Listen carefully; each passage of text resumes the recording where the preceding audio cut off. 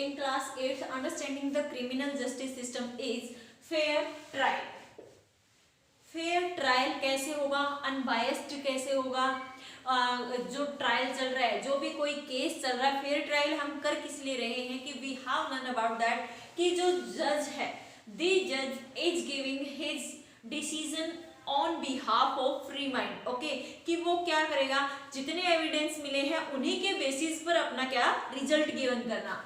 So fair trial किसके कहते हैं कि अनफेयर ना हो, अनजस्टिस ना हो. हमारा कॉन्स्टिट्यूशन भी यही कहता है कि there should be no injustice या anything wrong, there should not be anything wrong to the accused person और विक्टिम ऑल्सो. कि कोई भी पर्सन है या तो जिसको अरेस्ट किया गया है या किसी ने क्या है कि कोई विक्टिम था, उनको भी उनके साथ भी रॉन्ग ना हो, जस्टिस प्रॉपरली हो हर किसी के साथ. तो इसीलिए है कि फेयर ट्रायल क्या होता है कि डिसीजन फेयरली कैसे गिवन किए जाते हैं और फेयर करने के लिए हमारा कॉन्स्टिट्यूशन भी क्या अलाउ करता है. सो इसके लिए हमें क्या है कि एक डिफरेंट वे से हमें कुछ इमेजिन करना चाहिए कि फेयर ट्रायल हमें नीड ही क्यों है. कि मान लो शांति का केस है, okay, Shanti case, if we are taking that कि अगर गवर्नमेंट अलाउ ना करे शांति को डिफेंस लॉयर प्रोवाइड करवाने के लिए, ओके, अगर वो उसकी हेल्प ना करे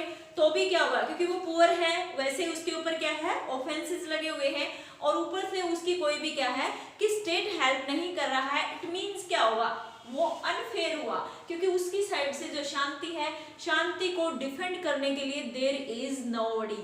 ओके, तो कोई भी पर्सन नहीं है. सेकंड थिंग कि अगर डिफेंस लॉयर प्रोवाइड करवा दिया है गवर्नमेंट ने, सो उसको चार्जशीट जो क्रिएट की गई है बाय पुलिस वो उसको शो ना की जाए, जिसके अंदर शांति के जो प्रूफ है, जो एविडेंस है, उसको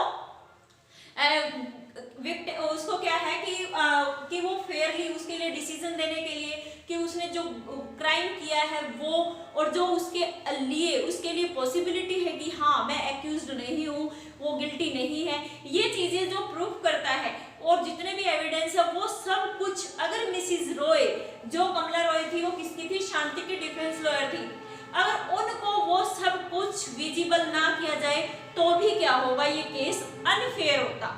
ओके, और जो केस में एक आता है मेन रोल है जज का. ओके, लॉयर है, पुलिस है, और जज अगर पहले ही अपने माइंड में फिक्स कर लेते कि यस शांति ने ही चोरी की होगी, शांति ने ही क्राइम किया है, सो ये क्या होता, अनफेयर ट्रायल होता. किसके लिए, शांति के केस में. तो स्टूडेंट ये जो चीजें हैं ये फेयर डिसीजन नहीं गिवन करती, अनफेयरिटी वहां पर क्रिएट करते. तो ये चीजें, इन सब चीजों को रिमूव करने के लिए क्या करना है, फेयर ट्रायल, कि ऐसे डाउट्स लोगों के माइंड में ना आए, ऐसे अनजस्टिस उनको फील ना हो, जो विक्टिम है, जो एक्यूज्ड है, सबको क्या है जस्टिस गेट हो सके. सो स्टार्टिंग फ्रॉम कि different procedure in the fair trial, जो हमारा आर्टिकल 21 है कि जस्टिस कैसे मिलेगा और वो भी फेयरली.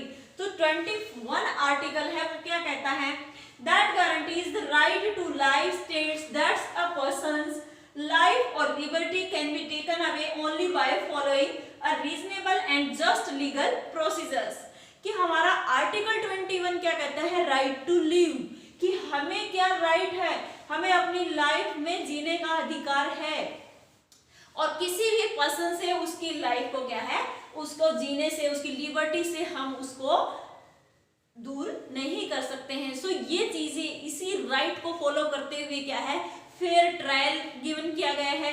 और इन्हीं के बेसिस पर कि जो आर्टिकल 21 है उसी के बेसिस पर क्या हो रहा है कि जो ट्रायल है वो जस्टिस गिवन करता है किसको, एक्यूज्ड और victim, to both families. So starting here, Shanti was given a copy of chargesheet.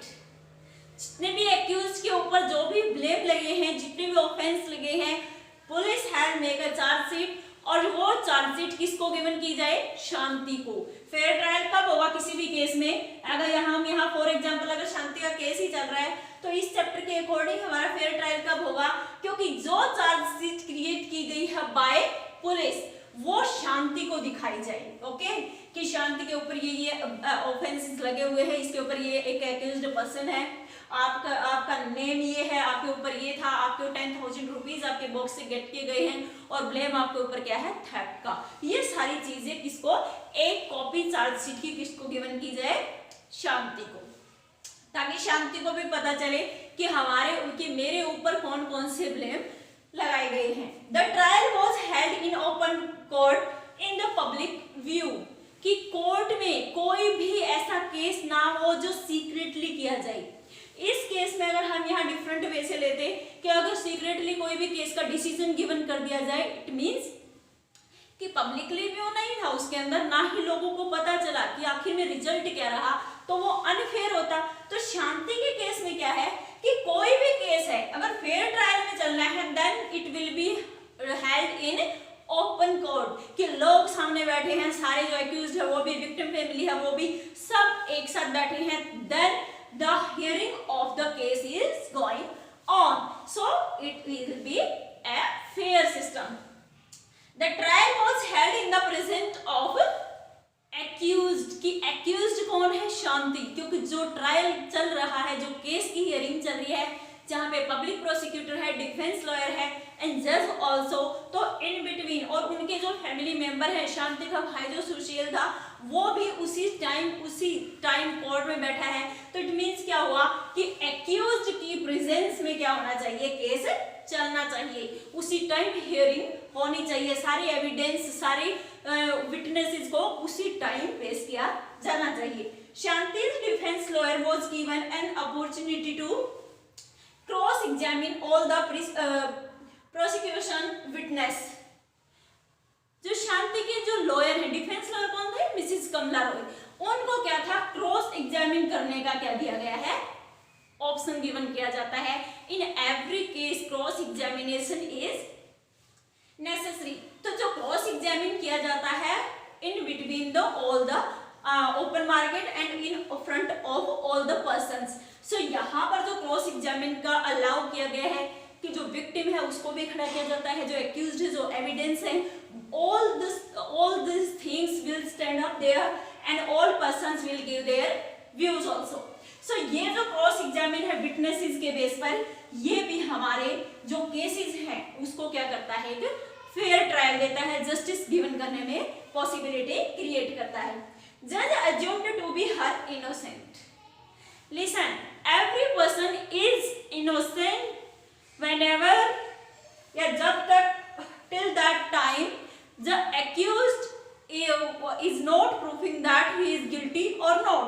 So तो जज को क्या करना चाहिए कि हर किसी को इनोसेंट मानना चाहिए। जितने भी एक्यूज्ड आते हैं, ये मेन अजम्पशन है कि जज को उनको क्या करना चाहिए कि इनोसेंस मानना चाहिए, इनोसेंट अगर मानकर चलेंगे, क्योंकि जब तक किसी भी एक्यूज्ड के ऊपर क्राइम और जो भी ऑफेंस लगे हैं वो प्रूव नहीं हो जाते हैं, तब तक every accused is innocent. So यहाँ पर students, it's a major point कि जो जज होते हैं उनको हर किसी को इनोसेंट मानना चाहिए, चाहे वो हिज है, हर है, जो भी है। तो उन पर्सन्स को, जितने भी, जिसके भी ऊपर जो भी एक्यूज्ड है, उसको जब तक उसके ऊपर सारे केसेस के जितने भी ब्लेम लगाए गए हैं वो प्रूव ना हो जाए, तब तक हर किसी को इनोसेंट मानना चाहिए। It's a fair system.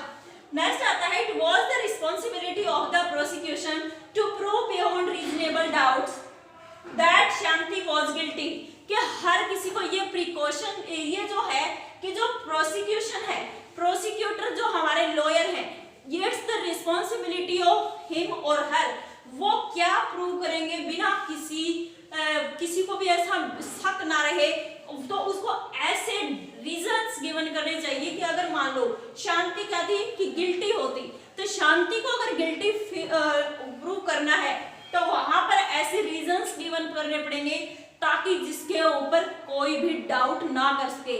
Yes, कि पब्लिक प्रोसिक्यूटर ने क्या दिया है, ऐसे रीजन गिवन किए हैं कि ये रियल में ही शांति क्या है कि गिल्टी है, रियल में उसने क्या किया है, क्राइम किया है। सो दीज थिंग्स, ये जो चीजें हैं वो क्या शो करती हैं कि जो फेयर ट्रायल है उसके अंदर अगर ये चीजें फॉलो ना की जाए, then it will be injustice for the accused and victim also. So student, this is the last topic of your chapter and your chapter has completed. Thank you. Have a nice day.